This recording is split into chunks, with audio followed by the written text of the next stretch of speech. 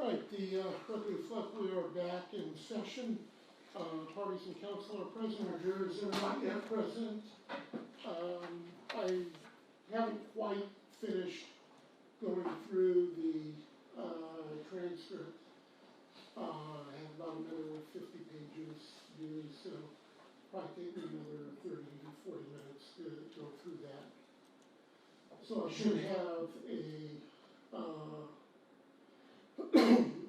edited portion, or at least the portions of the transcript that I think are appropriate for you in a little bit.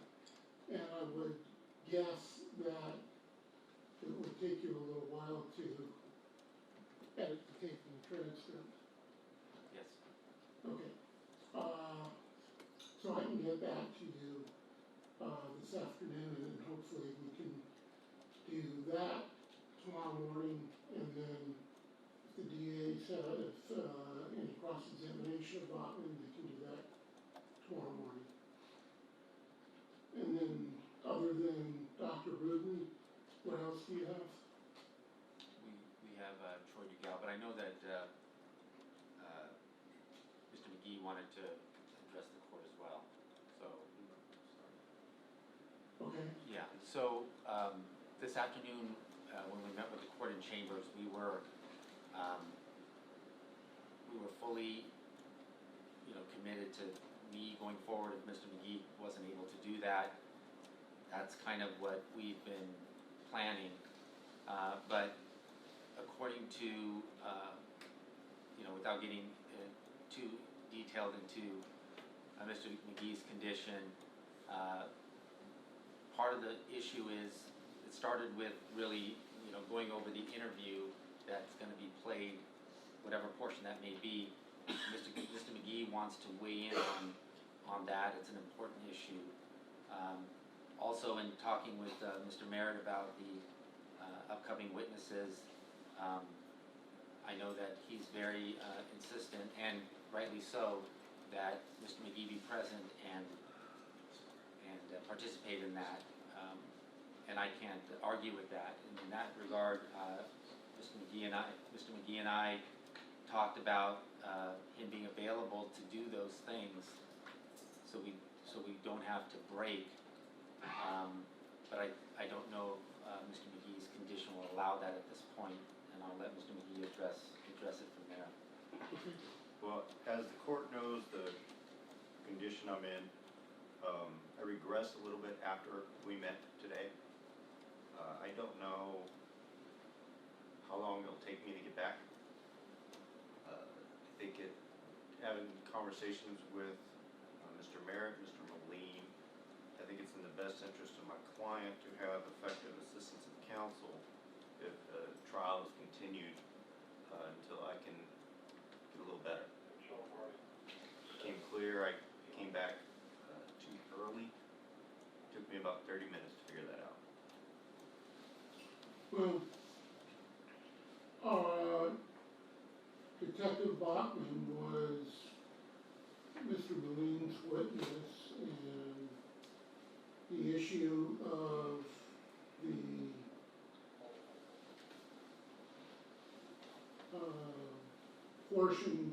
other portions of the interview that Bachman had with Mr. Merritt is also something that Mr. Moline was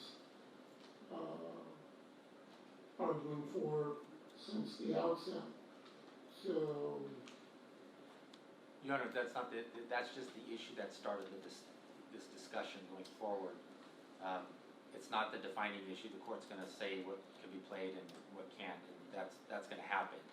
It's just that Mr. McGee was not able to participate in those discussions, those decisions, and he had valuable input into that, but we weren't able to take advantage of that. But nevertheless, it is what it is, and we're here. It's going forward is my understanding of the issue right now. It's not. Detective Bachman is already. That's an issue that's already resolved itself. That's how the discussion came up. okay, so my inclination at this point would be for the court to tell you a little bit later this afternoon, once I finish going through the transcript, what areas that I think are appropriate to be played. And I do have some hesitation in doing that, as I indicated. It's not my job to go through a transcript and decide what is appropriate defense evidence. It's the defense's job to present what they want to present and for me to rule on it. So you presented a very large, I think, well, how many pages was it, 150 some odd pages? Maybe a little less than that, but I understand it's large, but the body of work to begin with is, I think it's about 500 pages. Well, all I'm saying is I think I would be justified in looking at that and saying there's a substantial portion of it that I think is not relevant and not properly admitted under 356. And therefore your motion to play the entire thing is denied, end of story. It's probably what I should do. But there are some significant portions that clearly, in my mind, would be admissible under 356. And so I've gone through that and so, basically going to indicate to you which ones I think those are. So with that hesitation, my inclination is to give that information to you this afternoon to have that prepared tomorrow, play the edited portions that I've determined are admissible tomorrow.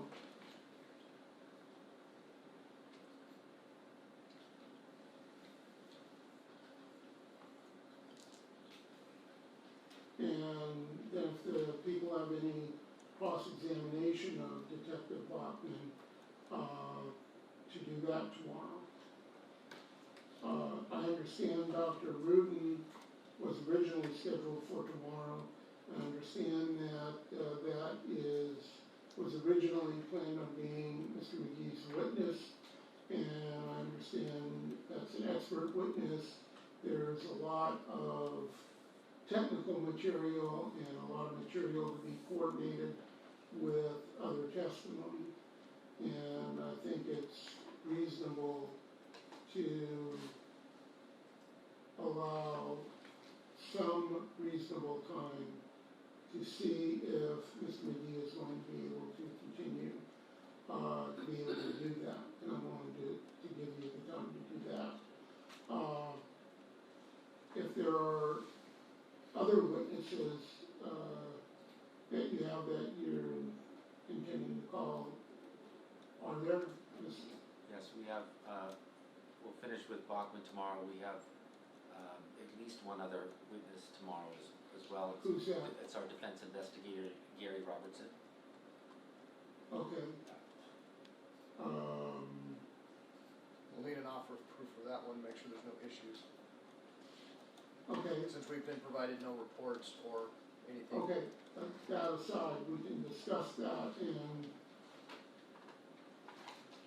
I think, seems to me you could probably do that tomorrow.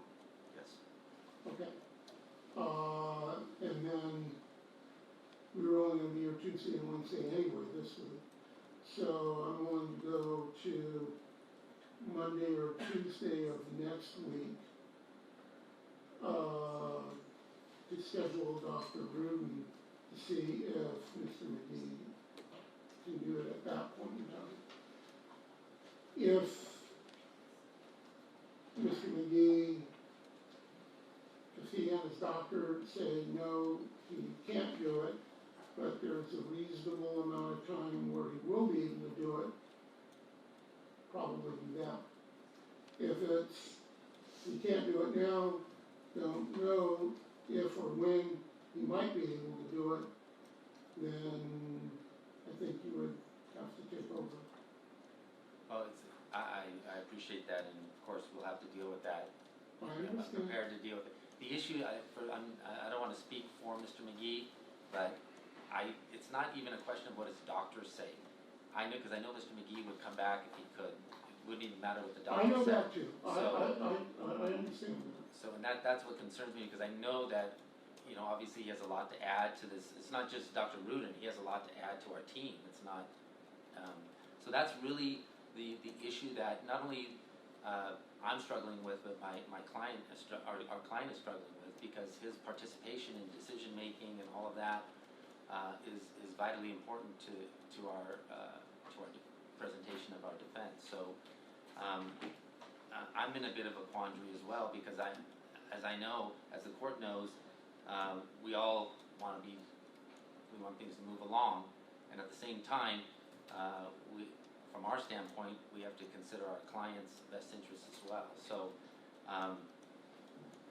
Well, it's probably not in your client's best interest to lose enough jurors where we have to declare a mistrial and maybe 6 months from now start the trial over again. I totally understand, Your Honor, and that's the quandary I'm speaking of, because Right. we, you know, it's not like Mr. McGee has a clear set date. I understand that, and that's why I'm willing to, you know, with Dr. Rudin, I understand completely that if at all possible, to have Mr. McGee here for that. I agree that that would be preferable, and it would be preferable not to have you have to step into that if that can be avoided. But I think finishing with Detective Botman and with Detective Robertson, I'm satisfied that we can go forward with you doing that, and that it does not adversely affect Mr. Merritt's rights to effective representation of counsel. The only thing that I would request, Your Honor, is because I think, although we know what's happening here the court knows what's happening with Mr. McGee and so forth, it's the jury doesn't, and I want, if at all possible, I know the court did admonish the jury at one point, if somehow the court could find its way to do that again, and because we're gonna go probably, I would imagine, a little early today, and even tomorrow would be another early day, and that's gonna not Well, make it. today, it's not you or Mr. McGee, it's the court having to finish. So I'll tell the jury that as far as today is concerned, you know, there's some additional material I need to cover with the attorneys before the rest of the evidence is ready to be presented, and we hope to have that ready tomorrow. And then tomorrow, once we're done, I have no problem in telling the jury that the next witness, we need to wait until Mr. McGee is here to handle that, because that was his witness, and it would be unfair to ask you to take over that witness given the technical nature of the witness. Your Honor, I think Mr. McGee had requested it before. I'll request it again. I think to be on the safe side, even though we're gonna do what we're gonna do this week, if we could be dark all of next week, so that we know that when we do come back, that it's go time as opposed to there's uncertainty. I have my calendar here where we have the dates of jurors for.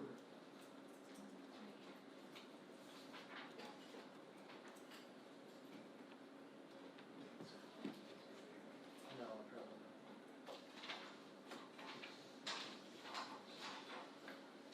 not. Okay. 9/11. So, let's see, where are we now? Today is the 7th. So if we're talking about next week,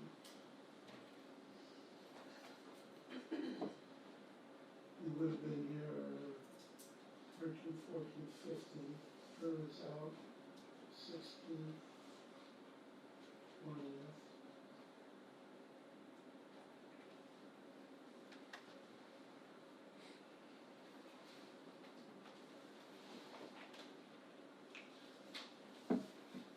Okay, yeah.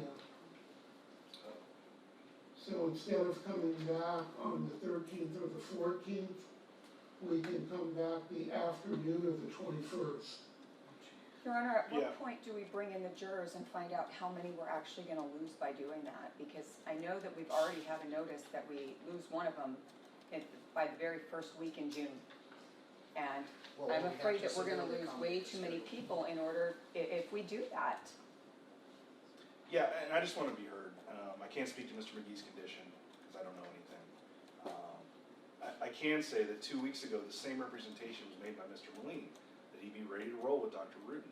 And frankly, Dr. Rudin's Mr. Imes' witness. Mr. Imes isn't here next week, so one of us will be ready to cross-examine him. I mean, at what point, he's had 2 weeks plus numerous dark days, Friday, Monday, to prepare for this witness. I understand. And I know you do, and not to mention almost the entire month of March. Well, Mr. Moline hasn't had that much time to prepare for Dr. Rudin because it was only, Well, and neither have I. But I think the point is, we need an expeditious resolution to this case, and we're going to lose jurors. I understand that, and that's why I'm weighing the effective assistance of counsel issues with those concerns. And it seems to me that we can finish with Bachman and cross-examination of Bachman, and we can do perhaps a brief and limiting motion, and then any evidence from Mr. Robertson. I'm satisfied that Mr. Moline is more than capable of doing that, and that it's not interfering with or detracting from Mr. Merritt's rights to effective assistance of counsel. But I think to compel Mr. Moline to take over Dr. Rudin's testimony when there is still the possibility that Mr. McGee can be ready to do that within a reasonable amount of time. I think the court needs to inquire in terms of the jurors, because if we bring them in and we find out that they're not going to be available within that time frame, then we're in a situation where there's no choice but to declare either a mistrial or have Mr. Moline go forward. And if we're in a situation where I compel Mr. Moline to go forward with Dr. Rudin and with closing arguments, and he indicates he cannot effectively represent Mr. Merritt in doing that in that time frame, then you have either a mistrial or pretty much an automatic reversal. I agree, but we don't really have a time frame.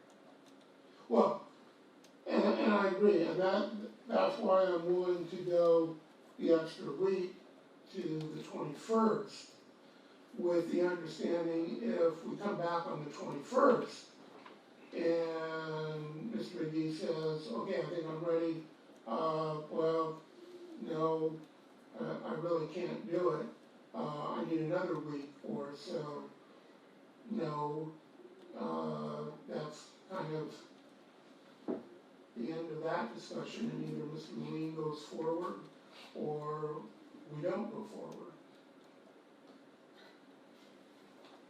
but that will give Mr. Moline 2 additional weeks to get it ready if he needs to. Even though he already indicated he would be ready tomorrow, Even though previously he, to this court. even though he initially indicated that, correct? And I'd also like to know, we had Detective Duvall come up from San Diego for today's testimony. There's been nothing but dark time in this defense case to get ready for whatever was necessary. I agree.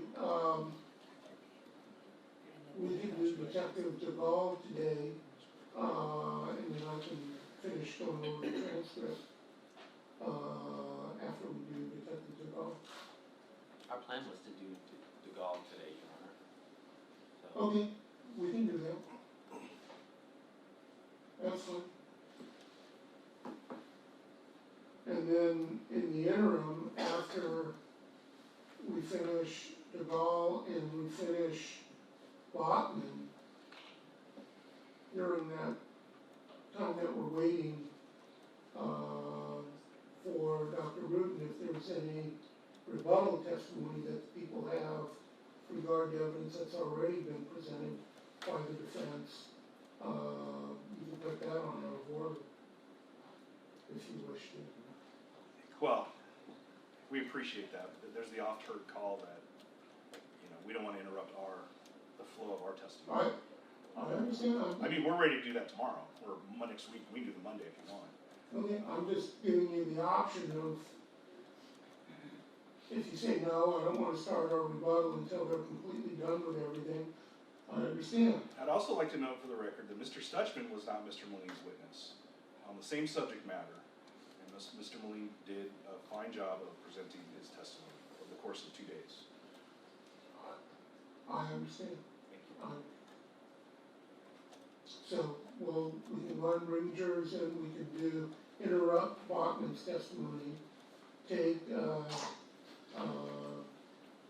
other witness's testimony, and see if we'll finish that up, and then finish up with Bachman tomorrow. There's one further thing, Your Honor. We had, I'm sorry, but the court was told the defense before all this happened to come up with a witness plan. I still have not seen a witness plan. I understand that. Detective Gall's here, he has no idea what to prepare for, what he had to review or anything else. And all that's doing is further delaying and frustrating these proceedings. I'll just leave it at that. I understand that, and if that's the defense tactic to call witnesses, without letting them know what they're gonna be testifying to when they're not prepared to testify to that, I guess that's their tactic. Okay, thank you. Okay?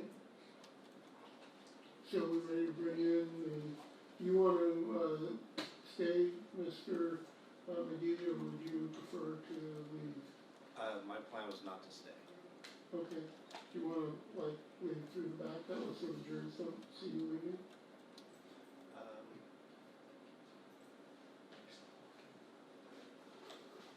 No, they can walk in, I'll walk out after they walk in, that's fine.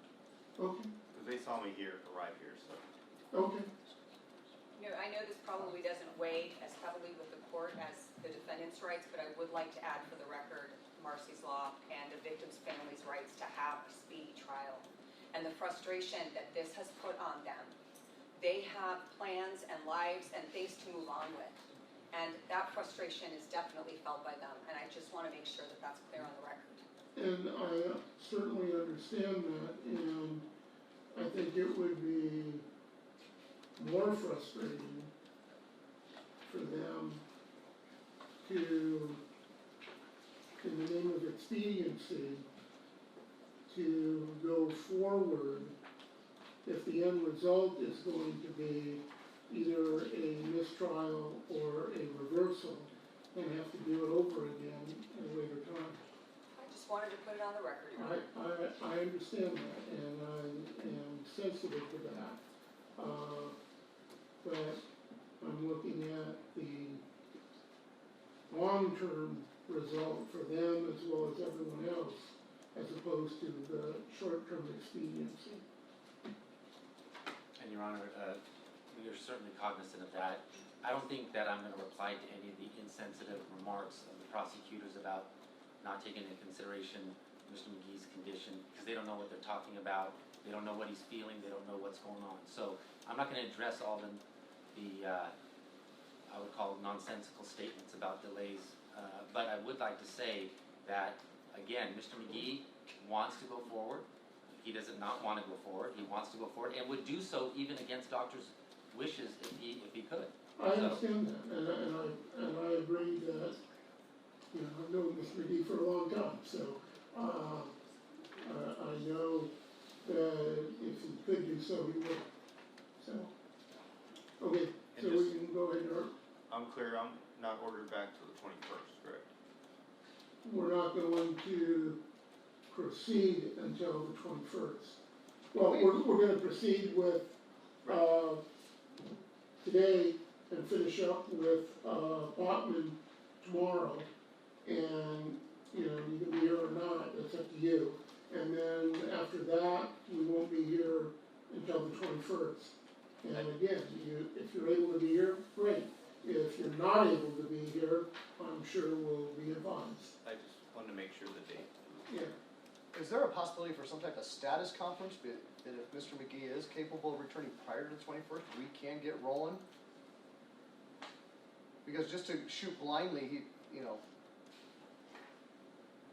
And I the think court, that's the the court's problem. been very accommodating. That's the problem with telling the jury, well, it's Mr. McGee's witness, we're gonna try it for next week. I wouldn't do that if it was up to me, because we don't know. We don't know where we're at. I'm not quite following that. Can we have a date between now and whenever we're continuing this to, for a status? Like Monday.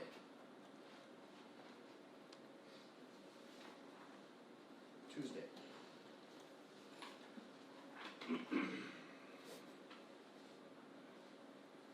Well, I could tell the court asked me how I'm doing on Tuesday, it'll be the same thing will tell the court this morning, I'm fine, I'm ready to go. I won't know if I can swim until I jump in the water. And I know one thing that'll help is time. I mean, if they wanna come back here on Tuesday and ask how am I doing,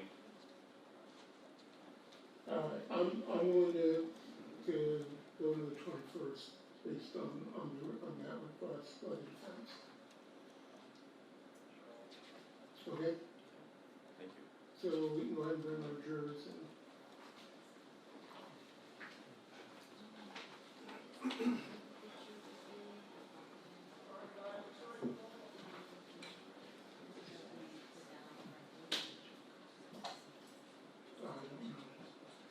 I don't know if it's even one.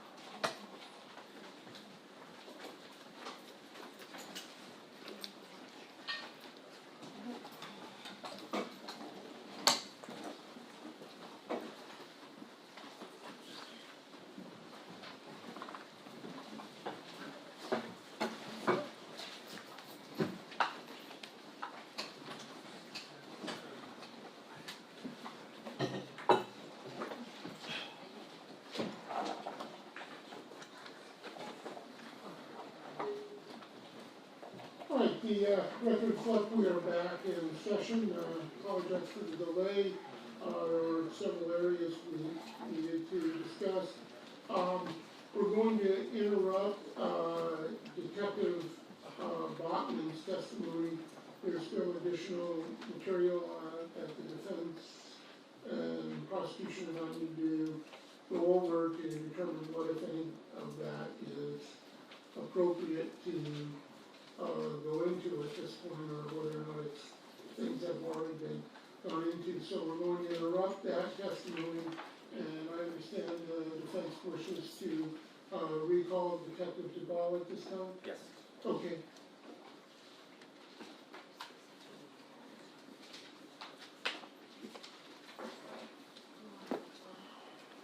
Yeah, we should probably go ahead and just go around and do it.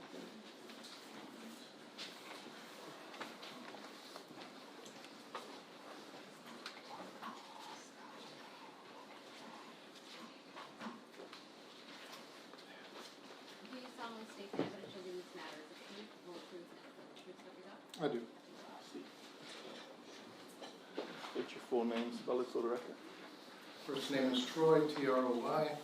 Last name is DeGal, D-U, capital G-A-L. Okay, Thank you. Good afternoon, sir. Good afternoon. A couple of things I wanted to clarify regarding your original testimony, and then I also wanted to go into a couple of new areas, okay? Sure. So, you had mentioned that you had testified previously about voicemails that were received that you were able to, I guess, listen to on Joseph's voicemail account. Is that correct? Yes. And I think you retrieved 25 voicemails from Joseph's account. Is that correct? If that's what I previously testified to, then yes. Okay. And you also did a report in that regard, correct? I did. Do you have that report with you? I had no idea what to bring. Okay. I'm going to show you a copy, and you can see if this refreshes your recollection.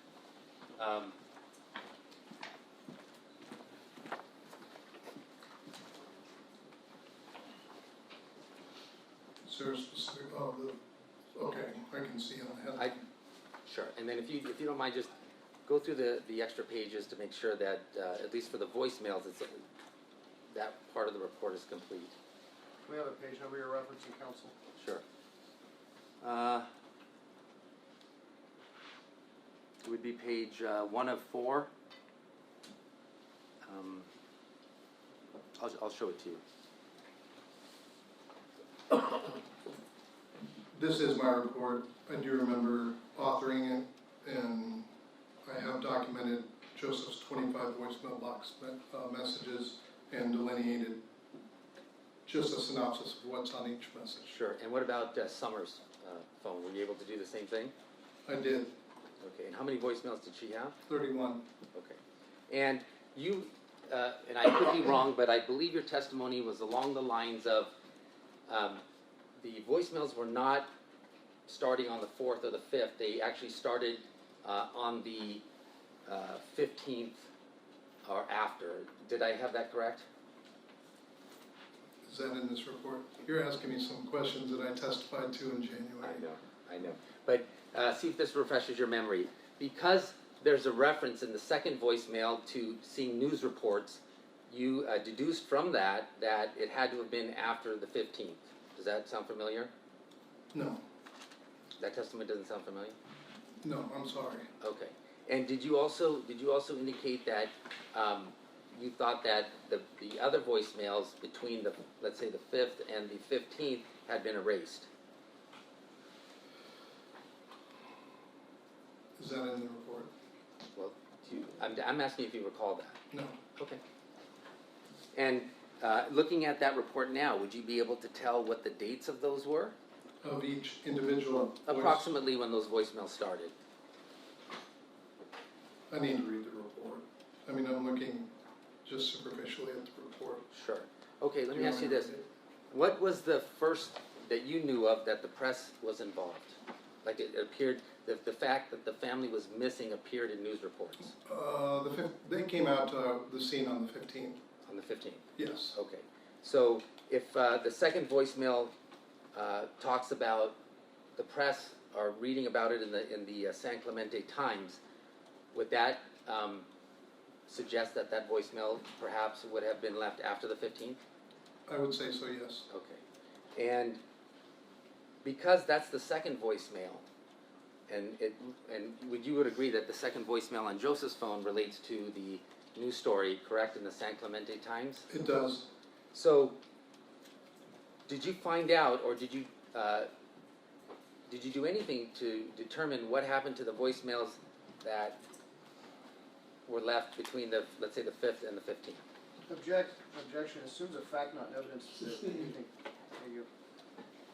Were you aware that when you interviewed Michael, that he said that he called and left messages for his brother? I do remember him saying that. And they weren't on this voicemail log, were they? They are not annotated in my report, so no. And what about Susan Blake? She also called and left voicemails for her son, correct? I don't specifically remember Susan's statement. Okay. And what about Dan Kavanaugh? Did he call and say that he left messages? Objection calls for hearsay. Overruled. And I don't specifically remember what Dan told me. I mean, I obviously talked to Dan Kavanaugh, but about that specific incident, it's not on this report. I didn't have any preparation for this testimony. Okay. So you would not know, you didn't really get into the issue of the of whether or not voicemails were erased then. That was not something that you remember? There's no way, I didn't do any forensics on the answering machine or the voice messages, however I obtained these. So, I don't know. I would assume they're chronological, but I don't even know that. Okay, thank you. Now, shortly after the family went missing, you found out that the Zuzu trooper was at the San Ysidro border, correct? I found that out on, I'm sorry, restate your question. There's a couple dynamics there. You got word that the Zuzu trooper had been parked at the San Ysidro shopping center. I actually, on the day that I went to the McStay's house on the 15th of February, 2010, the patrol deputy told me that when he ran all the vehicles that were registered to Joseph and Summer McStay, he told me that there was I think he said in the Zuzu trooper, he said one of their vehicles was impounded or stored, and I asked him which lot, and he gave me that information. Then it was later that I discovered it was impounded from the parking lot where, I think I previously testified to that, I can't remember the name of the business. And you actually went down and talked to the security guards, correct? I did.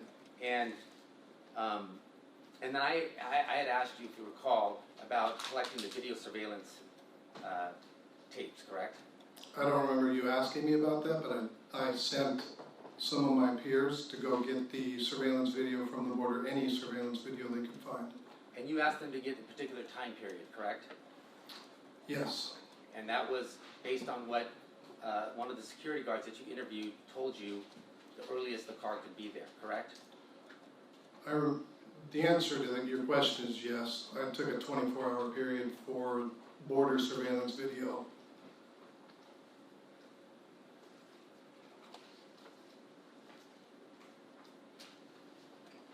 And I can't remember when it started and stopped, but it was 24 hours. And you actually made handwritten notes on that, correct? I'm sure I did.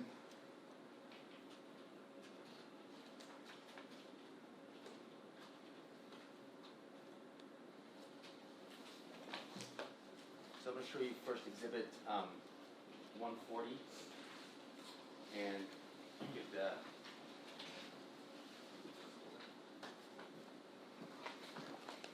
take a look at this and tell me if you recognize that document. I recognize the document immediately. And what is that? It's it's an impound document, Western Towing Service. And is that the document that you got from the either the towing company or from the security company? I would have got this from Western Towing. It's a copy of their documents. Okay, and within that is a form that is filled out by the security guard that you interviewed, correct? Can you direct me where? Once again, Sure. I haven't seen that since 2010. Or maybe I reviewed it after that, but no specific memory of it.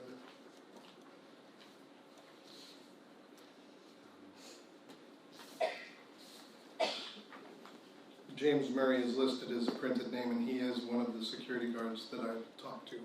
Okay, and when he observed the vehicle, when you went over this form with him and he observed this vehicle, did he indicate to you the time that he saw the vehicle? Objection. One, it assumes a fact, not evidence, that he went over the form with Mr. Murray, and two, it calls for hearsay and violates the court's previous evidentiary ruling on this issue. Council approach with your recorder.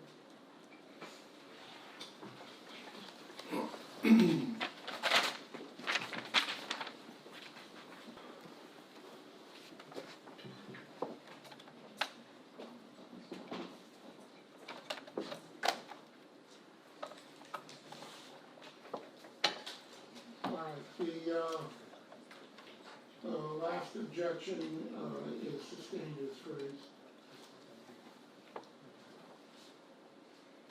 So when you you had indicated you collected you collected surveillance videos, and I think you indicated that you collected surveillance videos from more than just one shopping center, correct? Yes, And you picked a time frame to collect the video from, and I think you indicated you collected, are you saying it's a 24-hour period? that's what I remember tasking Detective Han and Sergeant Frank with at the border. Different people went to different places to assist me with collection. And the border crossing video, from my memory, I don't have the report in front of me, it's 24 hours. I don't remember the starting and end time. Oh, you're talking about the border crossing video. Yes. I'm talking about the surveillance in the shopping center. Oh, I don't remember exactly what time period I gathered from there, but I don't know if it was tighter or 24 hours. Now I showed you that form, and you indicated that you talked to the security guard, correct? Yes, And when you talked to the security guard that you spoke with, do you recall who that was? James Murray, and the other guy's name was Jackson, and actually I only know it's James because of this report. I knew it was Murray and Jackson. Okay.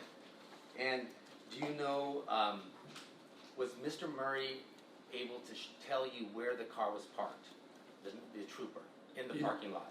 One of the two of them did, yes. And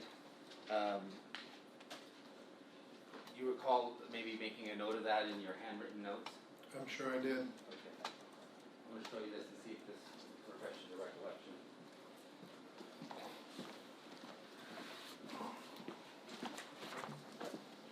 You can start on this page and you can go to the next page. These are my notes.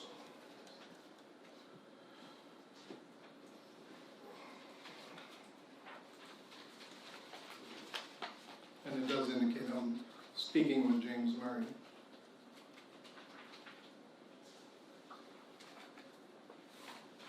And I did do a rough sketch of the parking lot area where the trooper was towed from and the actual spots that he said it could have been in. And you actually marked the actual spot, correct? There's two X's, so, and I kind of remember him being a little bit vague, but kind of saying right here. In that area. And it was in front of a store called the Pink Zone, correct? Correct. Okay. And according to the tow record that I showed you earlier, which you still have in front of you, is there a time of observation that Mr. Murray had that he shared with you? Cumulative. Overall, you can answer yes or no. There is a time documented on the form by James Murray. And you collected surveillance tape based on starting with the time that Mr. Murray would have told you the vehicle would have been there, correct? I did apply logic to when the time period I wanted surveillance video to what he said. I would have gone before and after the tow. Okay.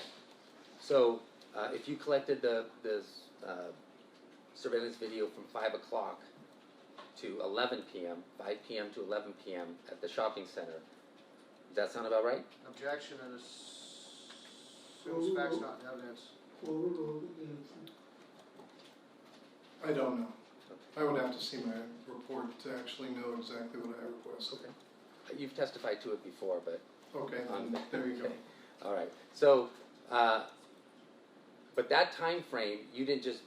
What I was getting at is you didn't just pick that time frame out of the air. You picked it based on what you were told, correct? Sure, that's Okay. the way an investigation works. Yes. Okay. Thank you. Okay.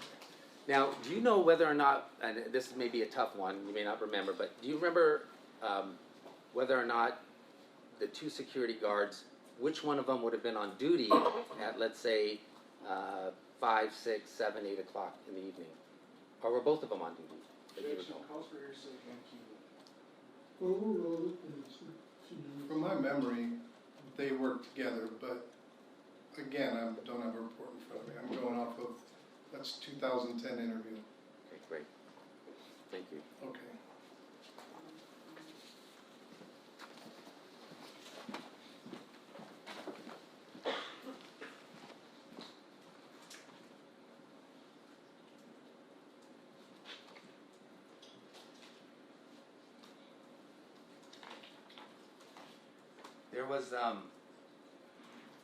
There was some talk about an interview, and you were asked about an interview that you did with Mr. Merritt on February 17th, 2010. Do you recall that? I remember that interview. And there were some questions about Mr. Merritt using the past tense. You know, Joseph was my best friend. Something to that effect. Do you remember that line of questioning by the prosecution? Yes. Okay. And I know it was a long time ago. I agree. But I'm going to ask you some questions about that anyway, if that's okay. Sure. Okay. See if I can find my notes.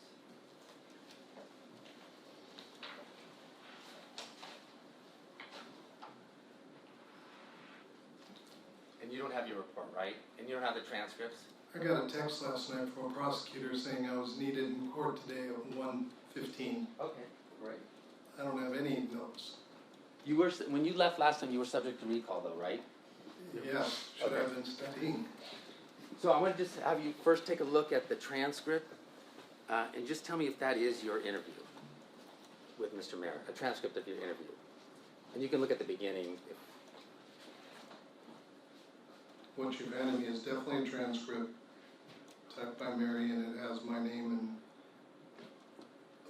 Detective Fisk and Charles Merritt's name on there. So I would make an educated assumption this is a transcript of our interview. And you and Detective Fisk actually were together when you were interviewing Mr. Merritt, correct? Objection, cumulative. For a majority of the interview, there were a couple times I remember having to step out. Okay. Were you present when this line of questioning from Ms. Fisk began, where she asked, do you know what banks he had credit cards through? Objection, cumulative, 584C speaks for itself. That's the exhibit of the interview. So your question is, did I hear Fisk ask that question? Sure. I don't have specific memory of that, and the very next line is me answering a telephone. So, probably not. Okay, fair enough. How about the next line of questioning? And where do you want me to start? Right at the top.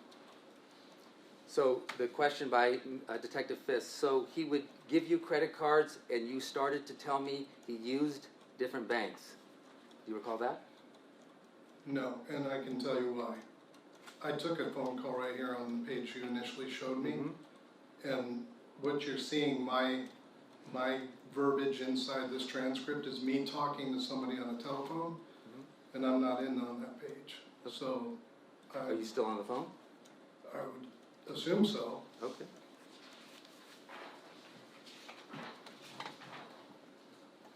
You did review her interview at some point though, right? Or your interview with her? Oh, for sure. Okay. Is there any reason why Detective Fisk would have used the past tense when referring to Joseph's credit cards? Objection, calls for speculation as to Ms. Fisk's state of mind. Oh, sustained. Okay.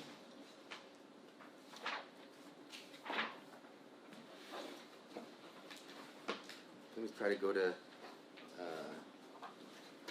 let's look at page 33. Is that you there? My name Is is that on your there. question? Yes, that is Okay. my question. So you asked Mr. Merritt, did he usually meet with you at Chick-fil-A, or did he usually come to your house? Yes. Why didn't you ask him, does he usually meet you there, as opposed to Objection, did? argumentative, and meet is in the present tense. Sustained.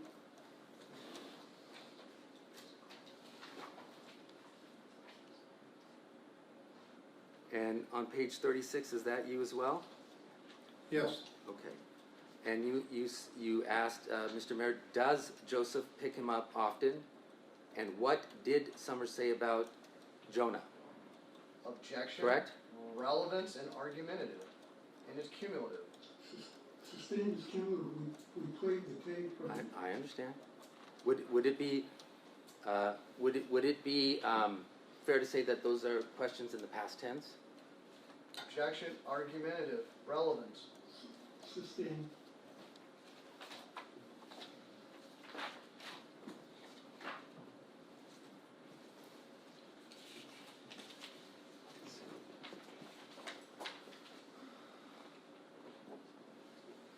You asked about the relationship also between Summer and her mother, also using the past tense. Is that correct? Objection, relevance, cumulative, argumentative. Sustained.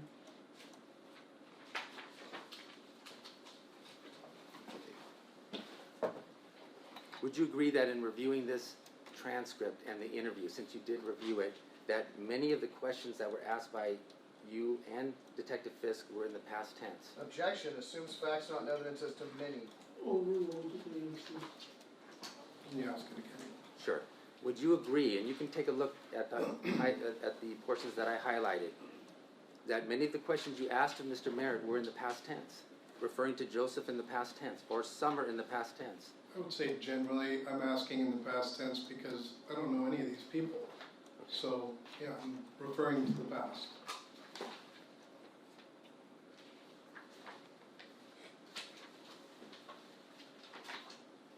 So, you would understand that if the question is asked, and the prosecution brought this up, that Joseph was my best friend. When someone gives an answer like that, if you're asked in the past tense, if the question is, and this is Detective Fisk, and I don't know if you were still Objection, on the phone yet. argumentative. Sustained. If you're asked, were Objection, you, argumentative, speculation, if you're asked. Sustained. okay, no, this is the question. Were you asked, were you also friends, or was it, and it's referring to a business relationship. But the question is, were you also friends? Meaning, were you also friends with Objection, Joseph? counsel's testifying, leading, relevance, cumulative, Yeah. argumentative. The objection sustained is calling for speculation and conclusion. Do you see, were you present for that question? I don't know it. It's Fisk's question, it's not my question. And would you agree that the question that she's asking of whether or not Mr. Merritt was friends with Joseph was in the past tense? Objection, relevance, argumentative, calls for speculation and conclusion. Overruled. I would once again say that as an investigator, she too didn't know any of these players. So when we question, it's going to be past tense because we're talking about relationships. Past tense. What have you experienced with your family member? The questions of Mr. Merritt are his answers are much more defined to him using Sure. past tense. But is there any reason why you couldn't have asked, are you friends with Joseph? As opposed to, were you friends with Joseph? Objection, argumentative. Sustained also calls for speculation and conclusion.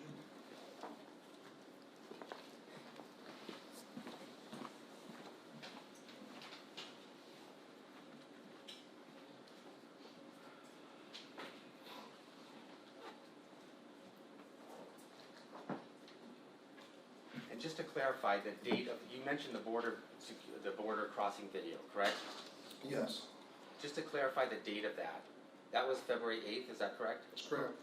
And what time was the actual time that the family that you had believed at the time was the McStay family? It's not my belief.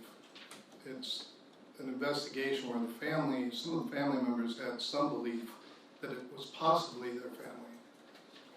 I don't know the McStays, so it's not my belief. But you did rely on that border video. You indicated in many portions of your reports that you didn't say definitively it was them, but it was it was a reasonable likelihood it was them. That's the term you used, is that not correct? That's correct, based on the family's statements to me after viewing the video. Okay, so that was on the 8th, and then what time approximately did that family cross? Jackson Lax Foundation. Overruled, we can answer if he knows. 1900 or 7 p.m. And you previously testified that Mr. Murray, you previously testified that you collected the video from the shopping center starting at 5 o'clock, correct? No, you told me that, but you said I previously testified to that. You did. Then I'll go with it. Okay. And how far do you know, if you know, it is from that San Ysidro shopping center where the Pink Zone store is, to that border crossing video? I know that it's in my report because I had someone walk it. Just from memory, it's about a 10-minute walk. But I don't know if that's what's documented in the report, but that's a fair estimation of what it is. I'm going to show you an email that been marked as Exhibit 419. Oh no. Do you recognize this?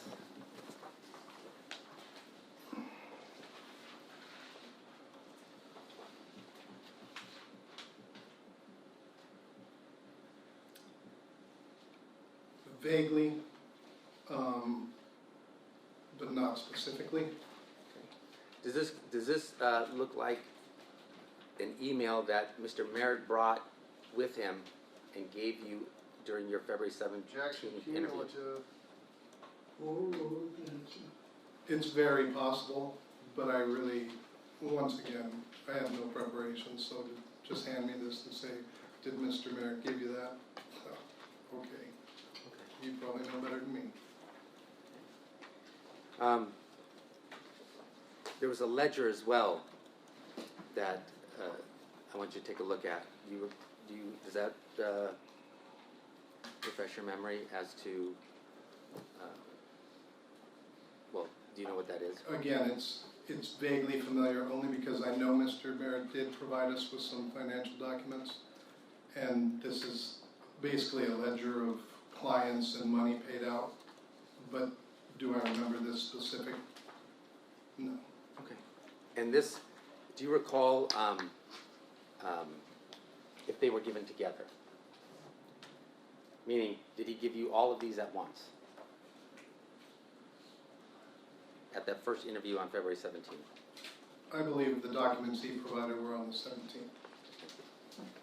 Now, the jury has heard this as the email dated February 1st, and that is the date of this email, correct? February 1st. February 1st. Yeah, Monday, February 1st, 2010. Thank you.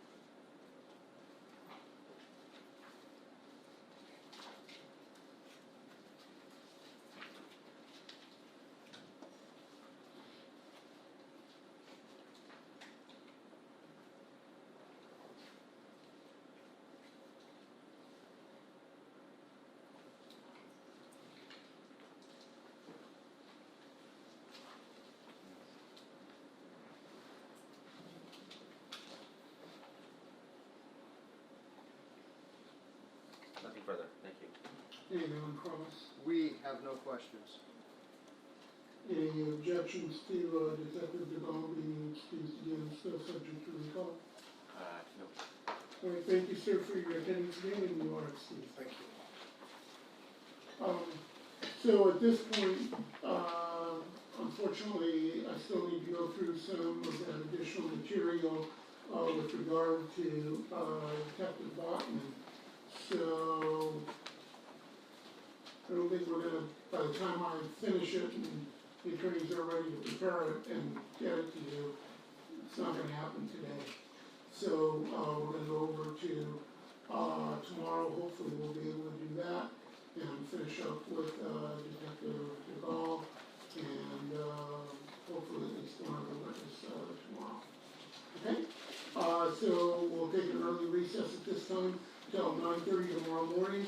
Again, keep in mind the admonitions previously given to you, not to form or express any opinions about the case, not to discuss the case or allow anyone to discuss the case with you or in your presence.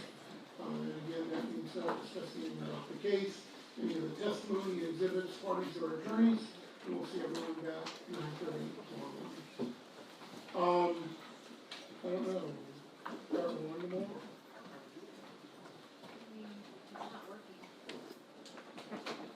So we probably don't need the number from,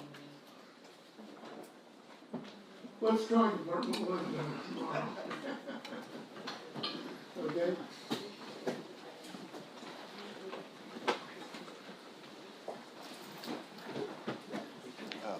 Sorry.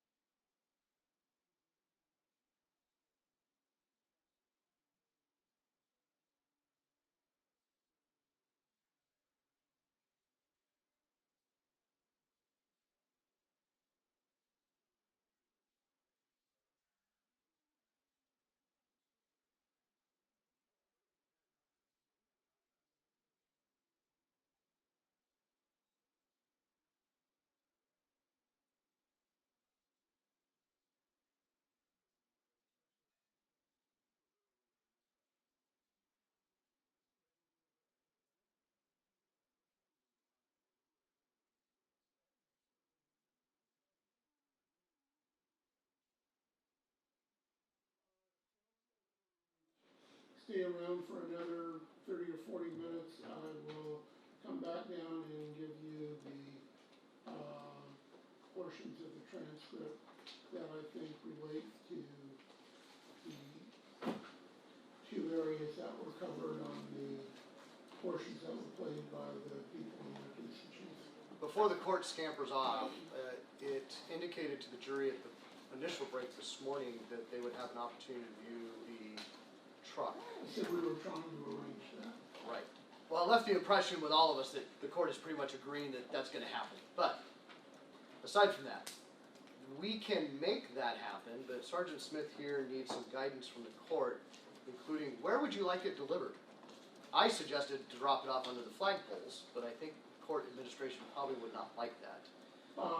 The suggestion was the secure parking sally area to the east of the building, because a county tow truck could bring it in there, park there, the jurors could be securely taken down there to view it. Can it start and does it run? Sergeant Smith? Let's just say it's not roadworthy. It may start, but it's not roadworthy to travel. Can it drive in the parking lot? So now the court wants to do experiments with it? I'm asking a question first. They would probably have to go back to the shop. We would probably have to take it back to a mechanic to get it into running condition again. Okay. So I think the answer to that would be no. Okay, that's fine. Can we turn on the lights? I'm seeing a nod to my left, so Okay. as long as the battery cables haven't been disconnected. Okay. and the battery's charged, it should be able to. Then, anywhere in the parking area would be good. Well, okay, so we're just in the public parking area? No, the secure parking area. Okay, well, who can Sergeant Smith liaison with to get access to the secure parking area? I know it's probably above Deputy Jackson's pay grade. Actually, I don't think. He has a lot of influence, but Actually, I think he could, if we know when it's coming, we can arrange that. tomorrow morning. Yeah, we could do it. What time tomorrow morning? We'll figure that out. So- I'll get- Should we have them talk and Yeah. make arrangements? Yeah, Maybe get his lieutenant down here to work on it? I mean, someone from the sheriff's office is gonna be bringing it, right? Yes. So there's, when you pull up to the deal to come into the secure party, if you don't have one of the little things that open the gate, there's a button you push. You just tell them who you are, why you're here, and they'll let you in. Sounds like you've lost your thing a couple times. I have. Here's the other. Or it doesn't work. Right. Here's the other concern that people have is obviously we are talking about a vehicle that is not in the same condition I understand that it was in that, and I'm gonna- 2014, let alone 2010. I am going to give the jury admonitions to that effect. Okay. Because the fear is that it could be misleading to both sides, given its condition. I appreciate that, but, you know, we've had a considerable amount of testimony about the vehicle, about the video, about photographs of it, measurements of it. Sure. It's not unreasonable for the jurors to say, can we actually see the vehicle? So with the understanding that I would advise the jurors that it's obviously been over 9 years since the Mitchell video and over 5 years, or about 5 years, since the other photographs. It is not in the same condition, and take that into consideration in looking at it. Your Honor, if, not being in the same condition is probably understandable, but what's more of concern is if any things has fallen off, if there's, you know, a different back to it, or a different utility setup to it, or headlights have fallen off, or that kind of thing is more of a concern than anything. So we have no idea what the condition is, or. Well, we can go down and look at it, we can obviously photograph it in its current condition so that we have a record of what's being shown. Okay, great. And then if Actually- and The Faro scan was done in 2019. So we have imagery of it. Okay. They have imagery of it okay, in its but, current condition. okay, but we can still photograph it the day that the jurors see it. And if there are differences between that and any of the other photographs, whether it's the Mitchell video in 2010 or photographs in 2014 or 2019, obviously either side can point out, okay, here's a photo of it in 2014 and this is different now, right? So sure, you can of course have the opportunity to bring that out. Both sides. I assume the court's going to provide us an opportunity to be heard on its selection of the defense evidence that's being proffered on the interview. Probably not much. I'll let you be heard briefly, but There may not be an issue, but there may be. Don't know, because we haven't seen what the court has done for the defense yet. I'm not sure I agree with that phrasing, but. I think that's what you said before we started. So, give me about 30 minutes or so, I'll come down, I will put on the record what I've, indicated I think is within evidence code 356. Okay, thank you. Judge, my superiors are here, they can probably, I'm sorry? my superiors are here, they can probably make that happen. Oh, about getting the vehicle in? Yeah, so they're planning on bringing the vehicle into the secure parking area sometime tomorrow. Tomorrow? Okay. So all they need to do is just hit the button to tell them we're here, right? Yeah, that's fine. I mean, if Sergeant Smith or someone else from the sheriff's office says, this is Sergeant so-and-so from the sheriff's office, we're here bringing a vehicle in for the jury and Department 2 to see, they should let them in, right? Yeah. Yeah. I'm making sure it's this part. Okay, You work with them. okay, very good. I'll be back in about 30 minutes, we'll put that on the.